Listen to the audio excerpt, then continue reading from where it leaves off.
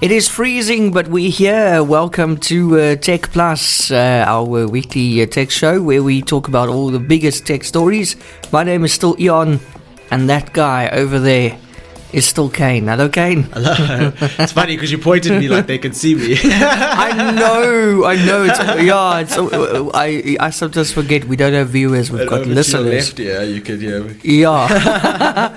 So how's it going, Kaine? How was your week? A new week of tech. It is getting cold, but there's like a part of me that starts feeling like the sun's coming up a little bit earlier. I've noticed, since you mentioned it last week, I actually noticed it, yeah. Yes. Specifically going down a bit later as well. I feel like towards the end of the evening you get a little bit of extra sunlight, and that's always appreciated. Yeah, but that bite is still in the air, hey? It's chilly, eh? Especially at night, like snow close by, I don't know.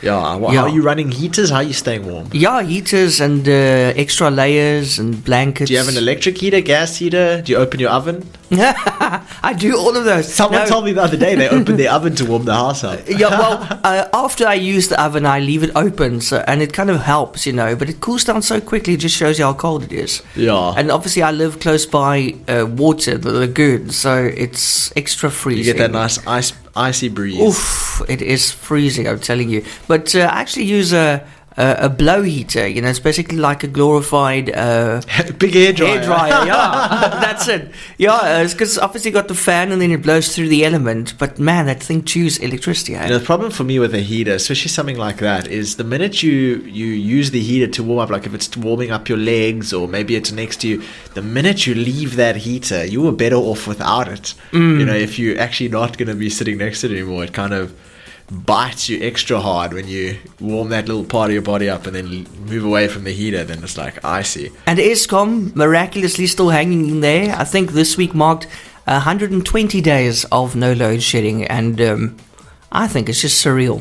It is. It's absolutely like it's uncommon. It's almost weird that we have so much power. It's like uncommon, but that being said, I've seen some stuff floating around. Someone I think in Cape Town was super upset because they spent 1,000 Rand and they only got like 250 Rands worth of units. They had like a 750 Rand service charge on like that purchase. I had a similar thing recently, and it's sickening.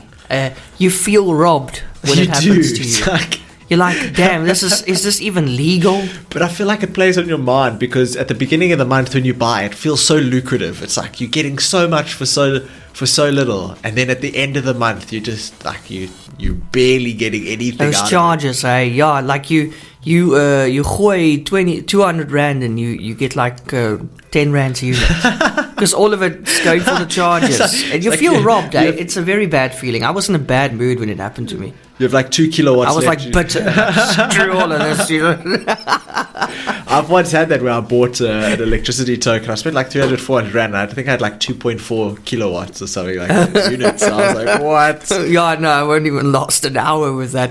But listen, from electricity to Ubers, you use Uber quite frequently. Are you still happy? How's your experience? I'm very happy with Uber. I feel a bit bad for the drivers in Nice area because now you're going to feel even worse because this week Uber said to obviously it's got the main company overseas, and it said to South Africa's Uber drivers that your cars now have to be newer than 3 years. It's the strictest age limit in the world.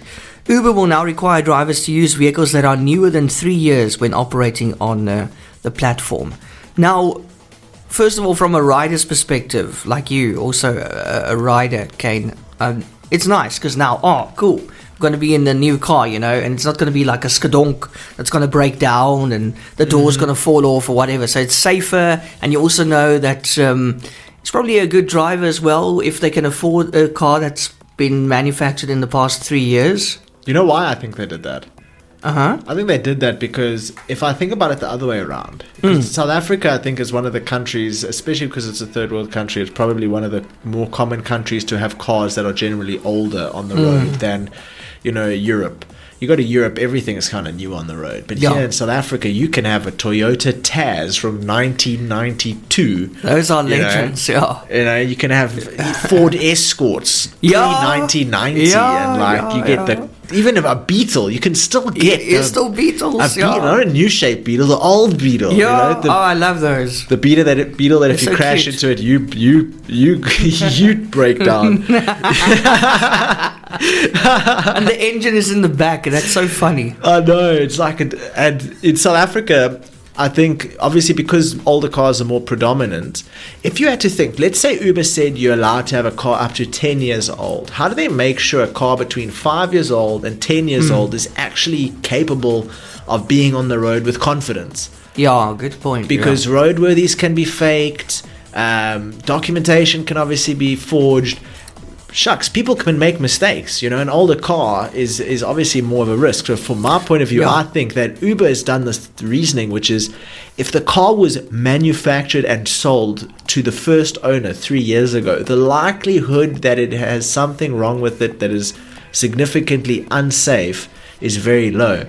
Therefore, they don't have to super scrutinize roadworthy certifications, and they don't have to, do all of that heavy due diligence. Yeah, good point. Even if you share your service history with someone, first of all, it can be faked. Second of all, you don't actually, from an Uber perspective, this guy out of India who's hired to review your documents, which will legitimately be the process that's involved, he now has to make a call whether your car is good enough to pass the minimum requirements to drive on a road, but without being able to inspect the car physically, maybe not being a mechanic or an engineer himself, or even being able to deduce whether a document out of somewhere like Nigeria is legitimately with a local mechanic or not. And the small town, like Uber drivers will use mechanics that are local and small. Must be so difficult to manage older cars. So that kind of makes it easier for them. But what about the drivers, Total failure. Like now you've got a car that's 7 or 10 years old. Now you can't be an Uber driver anymore. It makes a big problem for potential terrible. business owner, because you could buy a car that's 2 years old. You have 1 year that you can actually make money with it. Even so, buy a car that's 1 year old. You have 2 years to make money with it. Buy a car that's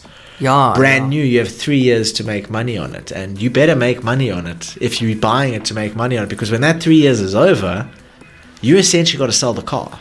Which is good for our second-hand car economy, because it means all the Uber drivers that rack up 150, 200, 300,000 Ks on the clock in 3 years are going to sell those cars for super cheap, or at least a good price, because they're going to be quite common.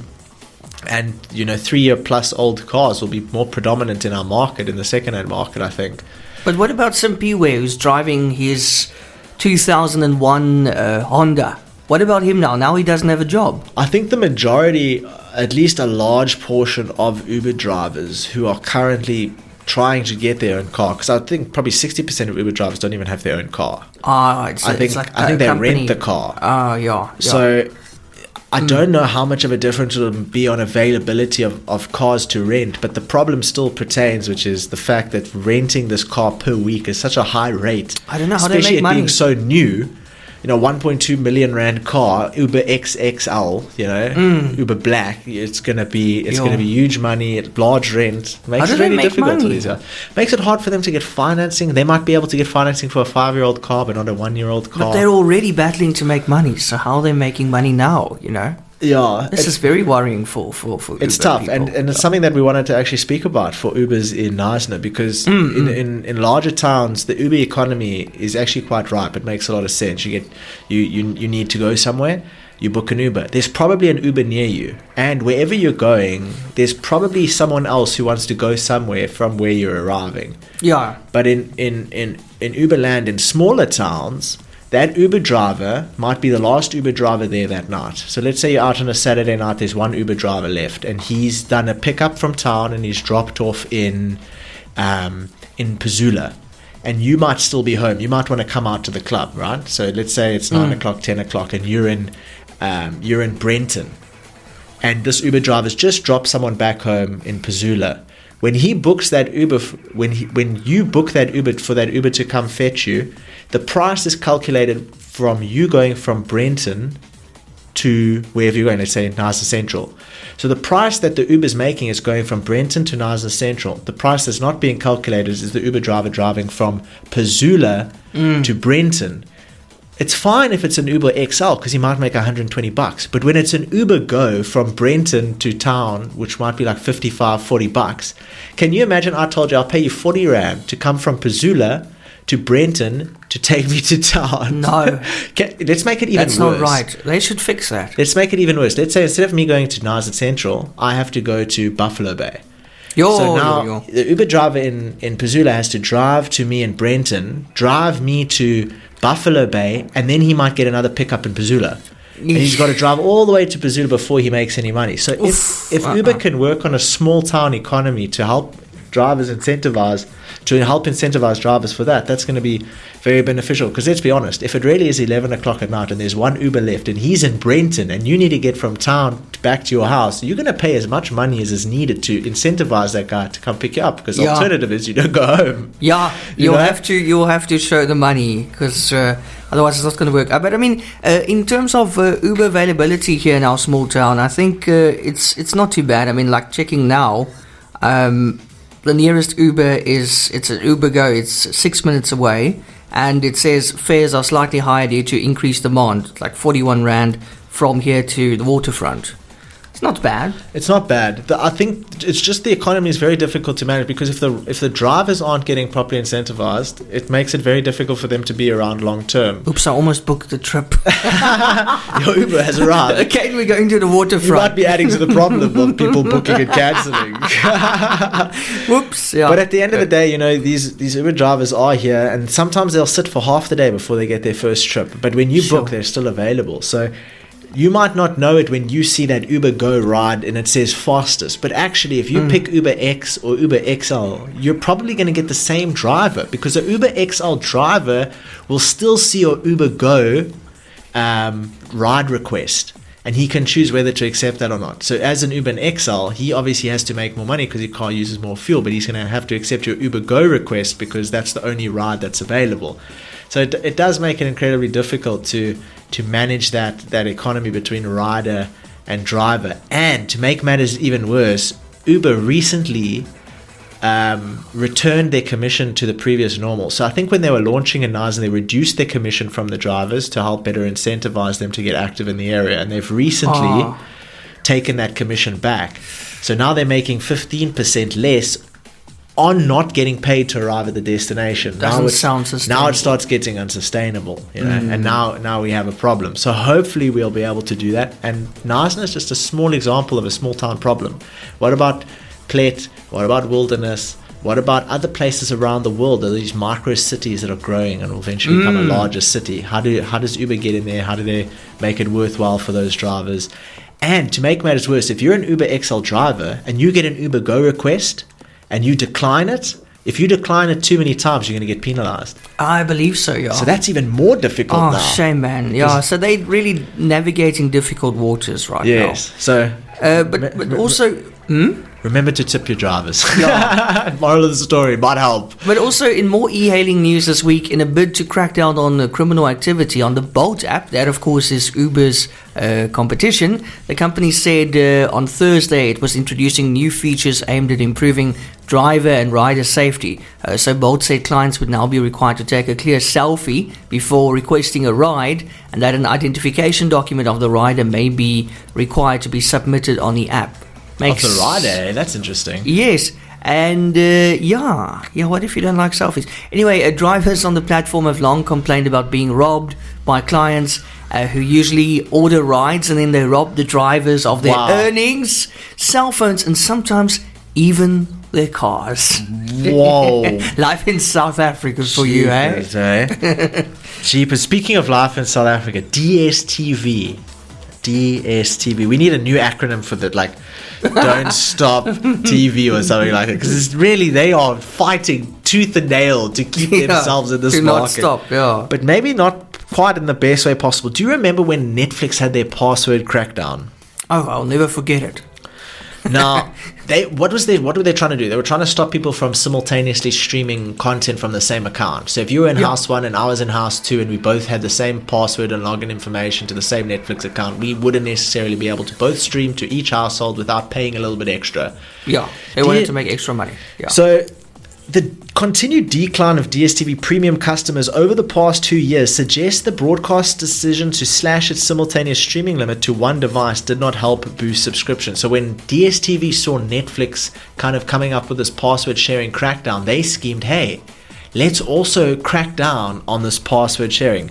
In fact, there are indications that the move potentially accelerated annual premium subscriber drops. After years of allowing up to 2 simultaneous streams on a package, DSTV announced an abrupt reduction to 1 concurrent stream in March 2022.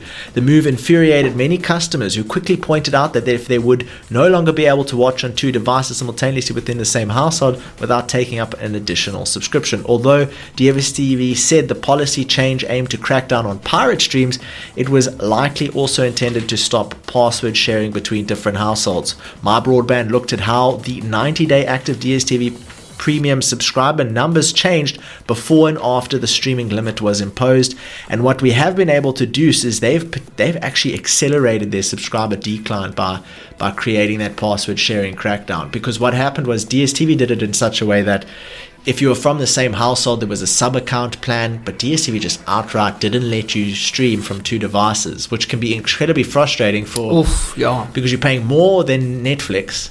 You're in the same household and it's just bugging out and it won't let you watch the cricket or the rugby and you are just, can you just imagine? Can you imagine Saturday night? You can't watch a rugby because your child in Cape Town, Stellenbosch, is watching something on the street. That's a very, very... It's going to make you mad. Infuriating. You're not going to be happy. Cancellations are coming, you know? Yes. Heads will roll. So moral of the story, don't do that unless you're like, Netflix could afford to lose some subscribers. DSTV could not. Definitely not, eh? And they faced the woes on that. So many losses. I mean, you can only take so much. But you know who hasn't taken a loss? Game and Macro are apparently killing it with their on-demand deliveries. Now, this is interesting because Takealot's got a huge market share. Amazon just came in with a similar model. And we have Woolworths Connect, which is essentially another tech industry also launching now. And then you've got Macro.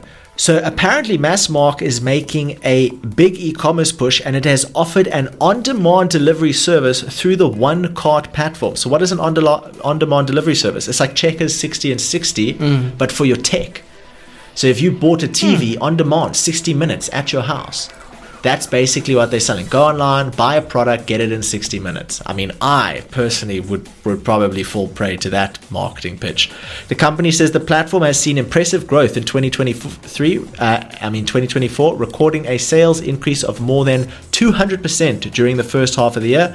The platform offers approximately 75,000 products from Macro, Game, and Builders available for delivery within 60 minutes. It recently announced plans to convert some of its game stores in malls to small format Macro stores to expand its distribution footprint. So if we ever see Game and NASA turn into a Macro, just know that they're doing it so that they have a hub in which they can better facilitate deliveries around South Africa, but more importantly, specifically to sustain that service in which they can deliver a product in 60 minutes, which is really cool because Takealot lets you have same day delivery, but you must order before 11 a.m. So if you get your order in at 5 minutes past 11 a.m., you're getting it the next day. This is like you order at 4 p.m. and you get it at 4:45, 5:15, your product arrives. That can be a big make or break for me on a Friday afternoon. Need something from Takealot. End of the day, what am I going to do? Buy from Game. Get it to your house in 60 minutes. Obviously, it's not available here now, isn't it? But we've seen that with things like the Takealot delivery network, they were able to create the Mr. D delivery service here in Knysna, where you can actually now order from a bunch of restaurants. How crazy is that? In Knysna, you can order from, Spur, you can order from, I think it's Thai Shan, you can order from Crispy Chicken, you can order from all these different places directly with Mr. D or Takealot's delivery network straight here in Knysna. And the Takealot drivers themselves have that secondary job where they can go and actually deliver food. And they go and pick it up from the restaurant and they deliver it there, and it's all the payments are handled online. Very, very cool to see things like that. Very, very cool. Is it time for a music break? Yes, let's go for some music. Welcome back to TechPlus on this Saturday with myself, Eon, and also Kaine, discussing the week's biggest tech stories. Kaine, what have you got for us next? In an interesting turn of events, we spoke about Eskom and the fact that it's almost strange that we have power all the time. Apparently, Eskom has announced the arrest of 3 contractor employees, an excavator operator and 2 mechanics for the theft of R1,000 worth of diesel at Kusile Power Station. The arrest took place on Tuesday, 23 July 2024, and apparently when the suspects were caught stealing this R1,000 worth of diesel, they offered a bribe of R5,000 to the supervisor, who declined the bribe. Well done. Ended up getting arrested, but they are currently free because their bail was R500. Each, I hope.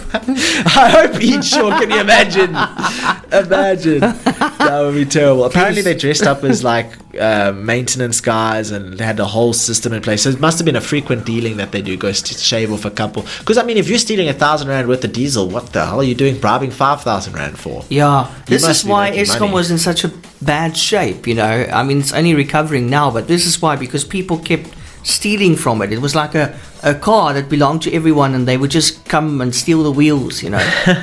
You take one wheel, tomorrow we take the other wheel, before it just completely falls apart, eh?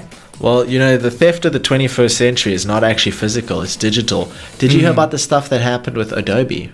No. So a few weeks ago, Adobe made a change to its policies. Ooh. And you know, sometimes when you go onto Facebook, you might get a pop-up like, hey, before you can continue, please accept our new terms of service. And you might get those kind of requests. Well, users that logged into any of the Adobe products, whether it's Photoshop, Illustrator, or just their Adobe Cloud, the minute they logged in, they said, hey, we've got some new terms of service. Would you please accept it before you can continue? Insofar as you weren't actually able to, A, get into your Adobe, manage any of your creative assets, or even cancel your subscription until you accepted the terms of service. Whoopsie. And now in these terms of service, it's stated that anybody at Adobe has essentially permission to automatically or manually view any of the work that you've created that is inside of your Creative Cloud, and not only view it and potentially do an analysis on it, but also A, train AI models on it, and B, even license that contact to other third-party service providers, so they can basically have someone pay them, let's say thousands and thousands of dollars, to train an AI model on your own creative content, which is in your cloud.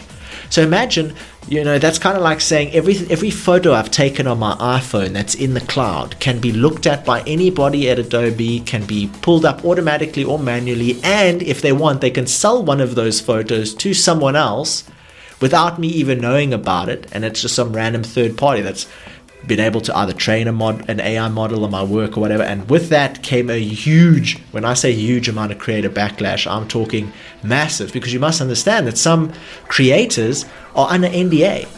So by creating a policy like that in your terms of service, you're actually bypassing their NDAs. You're without them able to control it, they have a risk of breaching their own NDAs. So a massive amount of kind of uproar came from the community. You can imagine, very, very upset people like, I'm canceling Adobe now. You know, I would hope so. Serious about it. So with that happening, we can only hope that sends a strong message to some of these guys that, you know, things like that isn't gonna fly. We just saw now that the video game union, believe it or not, there is a union of employees that help produce video games, that are the voice actors, and they do all of that kind of stuff. Apparently will go on strike, and they already are on strike as of 12 a.m. on Friday, USA time, so around 6 a.m. on Friday. What do they want, Kaine? After failing to come to an agreement over the use of artificial intelligence in the industry. So basically, it's been going on for about 18 months, this argument between the video game creators union and the video game franchises. And basically what they're saying is they don't want to allow AI to basically train off of their own work, off of their intellectual property, and if it does train off of their intellectual property, they want to be financially reimbursed accordingly. And you know what the really messed up thing about it is? Because whether you look at it, whether it's from Adobe or whether it's from the movie industry or whether it's from the gaming industry, what you're doing is you're using the people that do the work to train the AI to do the work without them. So you're making the people that do the work responsible for their own competitor machine learning tool coming to the market. Yo, that's not And good. in Adobe's way, they made you unable to say anything else but I accept. Take my work, train your stuff off of it. That's just so wrong. And that's like, and I was watching a few people share some feedback, and one of the guys actually said something very interesting, which is we're at a very important point of human evolution, which is how much are machines going to, one, be able to do, because they're able to do many things that we're able to do now, but two, be legally allowed to do, and three, be trained on things humans do, which ultimately will lead to the replacement of those human beings. That is very uncharted territory. And we're seeing it here with the Video Game Union. We're seeing it with Adobe. These companies are making policies and choosing directions, and the ones that make the right choices and that care about the right people aren't getting the backlash. But the people that aren't caring about people are making all the money, because AI is what's kicking off right now. So it's really a war between machine and Man and creator. machine.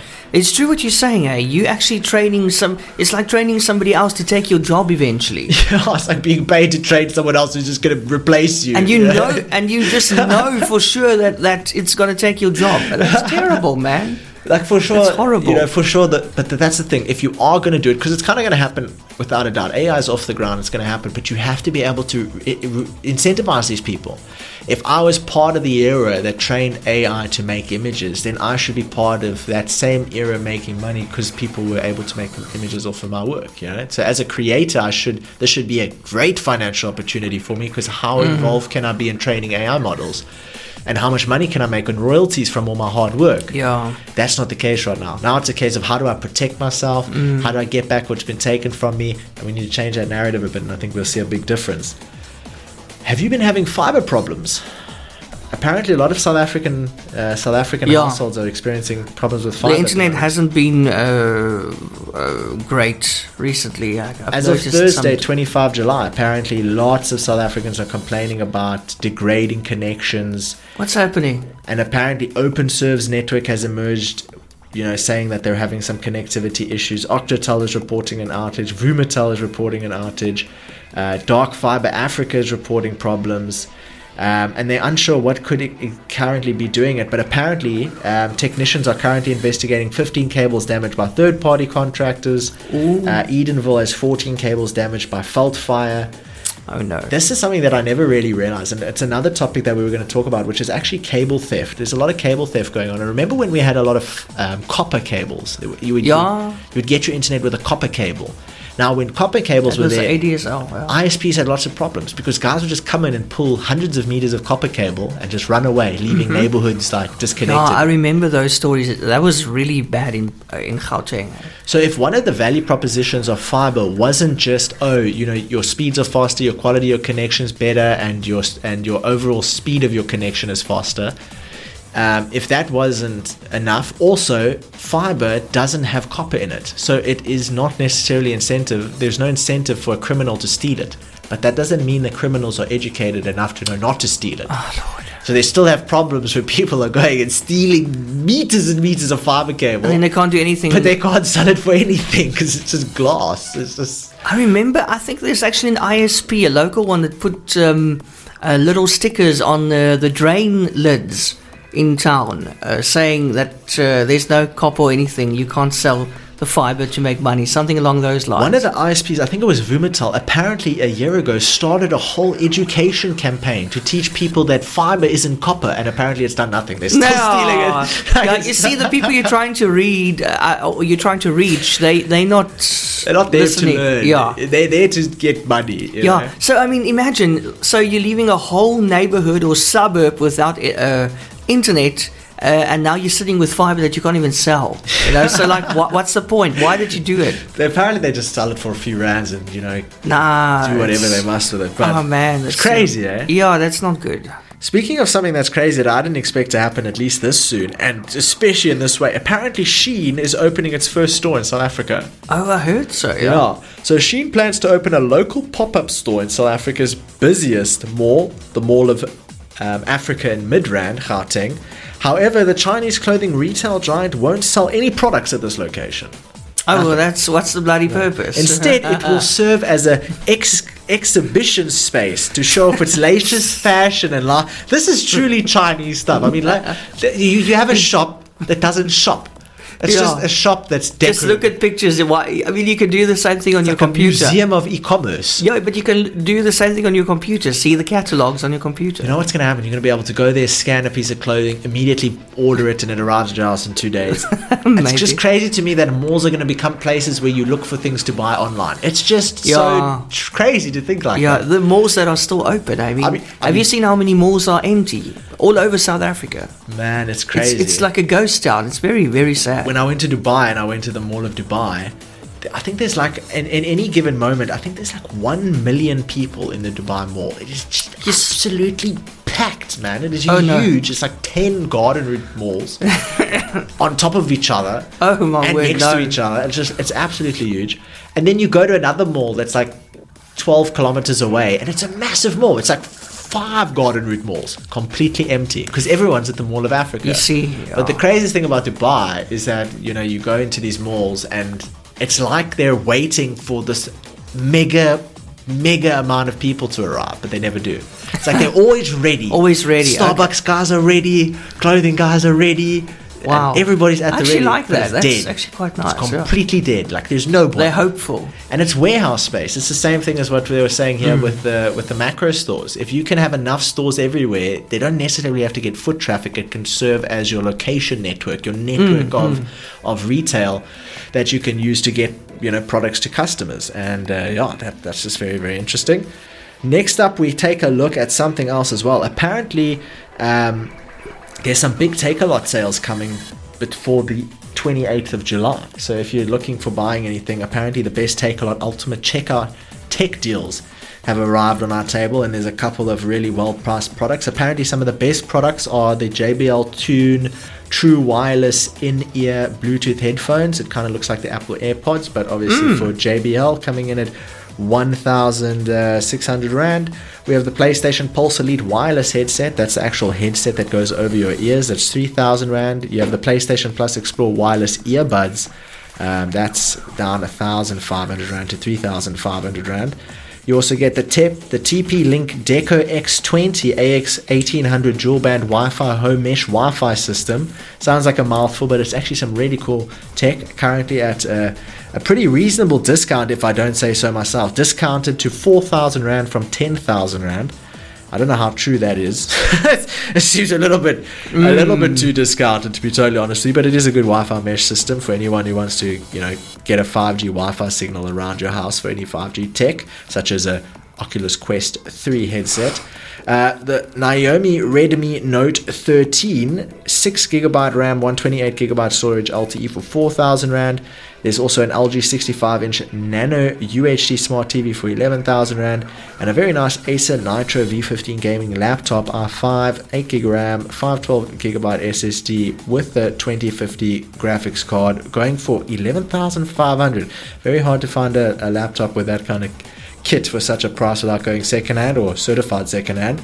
There's a TCL 85-inch UHD QLED Google Smart TV going for 20,100 Rand, discounted about 6,000 Rand, which is pretty impressive.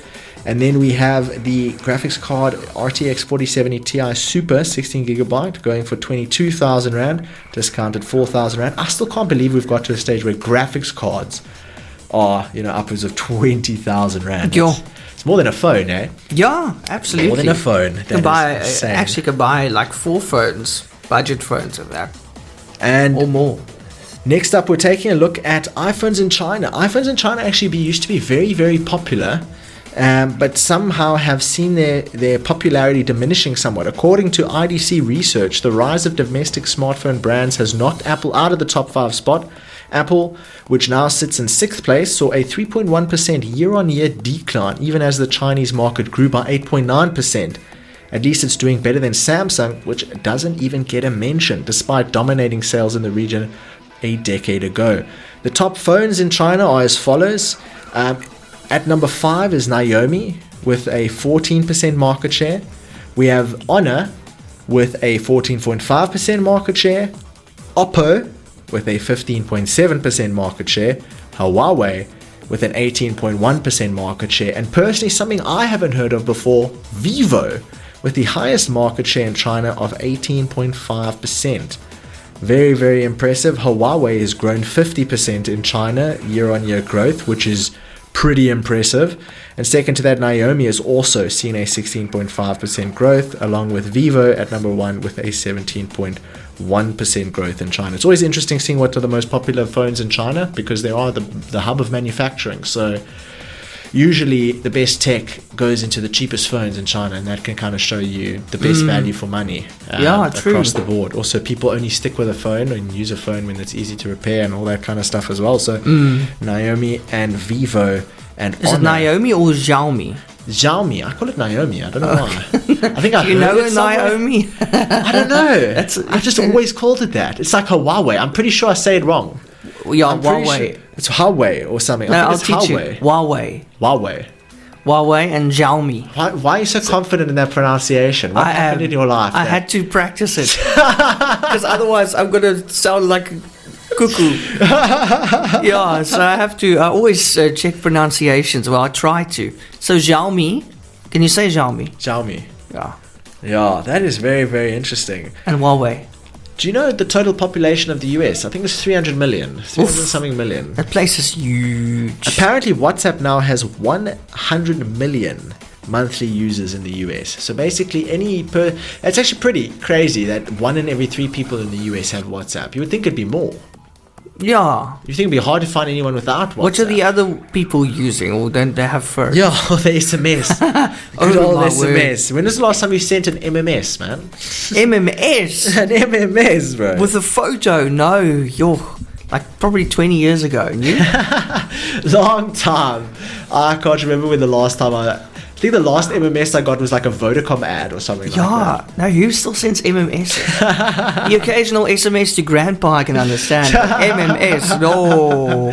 Ancient. Yo. Ancient. In other news, Meta may be facing its first EU antitrust fine, and it is by no means a little bit of money in this particular fine. Reuters reports that Meta could be slapped with fines as high as $13.4 billion for tying classified advertisement services in its marketplace as within its Facebook social network. The ruling, which is expected in the coming weeks, would come over 18 months since the European Commission accused Meta of abusive practices that enabled it to distort competition in the online classifieds ad market, giving itself a competitive edge in its own marketplace for its own products. So we're going to see that. I mean, $13.4 billion is no joke. That'll set you back a couple days or a couple years worth of your business development.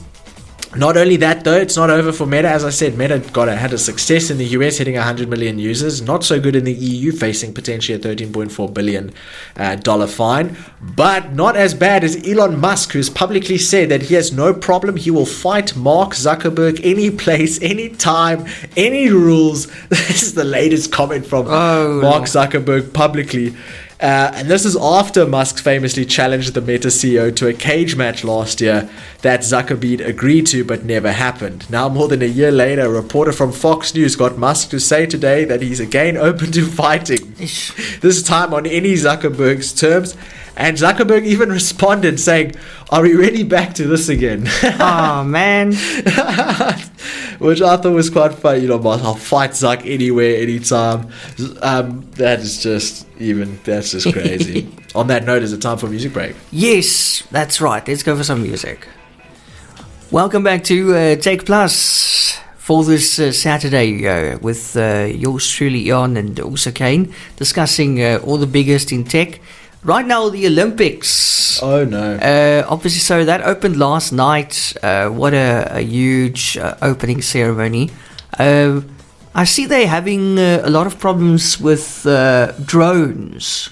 It's actually not a problem with the drone. Team Canada, 2 of the coaches and some unknown analyst apparently sent a drone into the air to spy on the female league soccer team New Zealand. So it was basically Canada's female team spying on New Zealand's team that's another by case. A drone, and then they got caught and they sent those 2 coaches from Canada home. Canada even said, "Good, send them home. So I don't know what's waiting for them back home, but it ain't nothing good. Imagine that flight. Can you imagine that flight? Headed hands.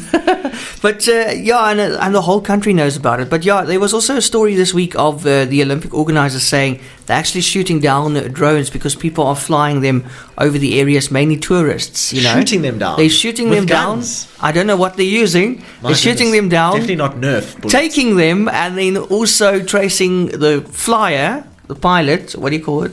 The operator, and arresting them as well. So if you go to any of the Olympics games and some guy just comes running at you and just chucks a drone controller at you, drop and run. Yeah. Don't try. That man's been caught. You're in trouble. Yes, so yeah. So that I never thought, they said they take down about, I suppose it's not that many, but they take down about 6 drones a day. Wow, that's a lot. I mean, that's like $2,000 a drone. That's 40,000. That's quite a lot, eh? But they say it's not terrorists. It's just like tourists who are curious. I'd be so upset if you shot my drone. And they arrest you. So there you go to jail as well. I hope my drone falls on you while you're coming to arrest me. That's my drone over there. Yeah. Can you imagine? Remember the CrowdStrike update that single-handedly brought Windows PCs to its knees? How can we forget, Kaine? That was just a week ago, eh? I even had things on Dropbox that weren't working anymore. Like really? Dropbox. I mean, I didn't even know Dropbox would be affected by something like that, but there were all sorts of big tech things just crashing. But big radio stations also, hey, especially in Australia, they just, they were still broadcasting, and then boom, just everything's blue in front of you. You have no music to play. They didn't even have CD players. So, did I tell you? So this one presenter, she had no choice but to take her own laptop, hook it up, and play music off Spotify. Oh my word. Just so they're not all fair. Well, good on her for making a plan. That's not bad. Not bad at all. But I just really hope she had like the paid version of Spotify. Otherwise, imagine those ads. Doritos Crunch. Going out on air, No. So that was quite clever. So they just, they went with it. But I mean, most radio stations have like a form of, another computer as backup or CD players even, if you're going really old school. Damn. So the CrowdStrike CEO actually came out and he's like, I'm very sorry, we messed up, wasn't a good thing, and apparently even the company went so far as to send a $10 Uber Eats gift card to teammates and partners who helped fix the outage. I'm telling you what, if a big outage comes because my colleague decided to send an update out that crashed 8 million computers, you best believe you're going to send me more than a $10 Uber Eats card to fix this problem. But I heard then the people couldn't even use the vouchers because Uber flagged it as suspicious. This guy. Their systems had blue screen. This guy is in so much trouble. I know that the US Congress, they want to see him as well. Those people who grilled the TikTok guy? Oh, yes. They want to see Mr. CrowdStrike as well very soon. I think we'll see him there next week. Well, if they grill... Can you imagine what they're going to do to this guy? Well, if he's grilled in any capacity as the head of the Secret Service was after the attempt of Trump's assassination, you're in trouble. Opt out of that meeting. Do whatever you can do. That woman stood no chance, eh? Just like people just took turns beating her with their words. Yeah, and this one woman actually used profanity. I was like, what did you just say? One of the people actually came up and they were like, would you like to take my 5 minutes of talking time to write your letter of resignation? And she waited for the response. Like, can you imagine she said yes? Like, actually, you know what? No, that was hectic. I saw that, Not a meeting you want to be in or around or spectating or answering or judging. That's just pure heat in the room. Yes, that was bad. That was absolutely wild. Speaking of things that are wild, apparently OpenAI has announced its Search GPT, an AI-powered search engine that it's going to be releasing that could be a potential Google competitor. Whoa. Keep your eyes open for that. Google has lost a little bit of its market share with all the AI competition coming out and search engine, stuff. But I have yet to find a more reliable search engine than Google, even to this day. I've tried a few other search engines. I can't say that I'm particularly impressed by them. Bing search has improved drastically since Bing search of like 2016 and 17. Do you remember? Did you ever use Bing search? Oof. The only time I know of someone No. using Bing search is when they went browsing around and somehow picked up like a virus that put Bing search as their default search. Oh my word, yes. Do you remember that? That happened to me once. I downloaded software and then it installed Bing all over. Like everything was, the default was Bing. And guess what? It wouldn't set back, it wouldn't go back to Google. I was stuck with Bing. That's where, I hate Bing. Bad, eh? I hate Bing just for that experience. That is absolutely terrible. So apparently the new Asus ROG Ally X just came out, and apparently it's been voted the number one handheld gaming console to date so far. Apparently beating Steam Deck and Legion, the Legion Go, and all those, the Lenovo Legion Go. In benchmarking. So if you are a handheld console fan, obviously take a look at the Asus ROG Ally X. That could be a really, really cool device. If you haven't purchased a handheld console yet and you're on the fence, probably a good idea to buy that versus one of the other ones, because they're going to be very similarly priced. And then the Samsung Galaxy Ring. Ian, are you going to be buying this Galaxy Ring by any chance? Not in the foreseeable future, Kaine. And you? Really, eh? And you? So, I mean, apparently Samsung's Galaxy Ring is not, technically speaking, revolutionary. Smart rings of all sorts actually have been offering discrete health tracking since 2015. I didn't know that. Gee. If you had told me there's a ring that I can wear that'll tell me my heart rate in 2015, it'll probably go up. I just knew about the watches. No, I didn't even knew ring. No, not a ring. I've never even heard of a ring charger. I don't even know what it looks like. My brain cannot comprehend how you would go about charging a ring. Is it got USB-C? Is it magnetic? Is it wireless? Yeah. Do you have to rub it? Does it charge automatically? Is it like a clock? Is there a quartz crystal? I don't know. So apparently, I mean, these rings track a lot now, and it's more of a. It's not so much a standalone health tracker or a smartwatch alternative as an accessory for your Galaxy Watch. So I find it quite funny because it's like accessoryception. You've got the watch, which is an accessory for the phone. So you've got your Galaxy Watch, which is your accessory for your Galaxy phone. And then you have your Galaxy Ring, which is an accessory for your Galaxy Watch. So your Galaxy Ring will tell your Galaxy Watch certain things, and your Galaxy Watch will communicate those things to your Galaxy device. And together they will tell you that either you're healthy or you need a run.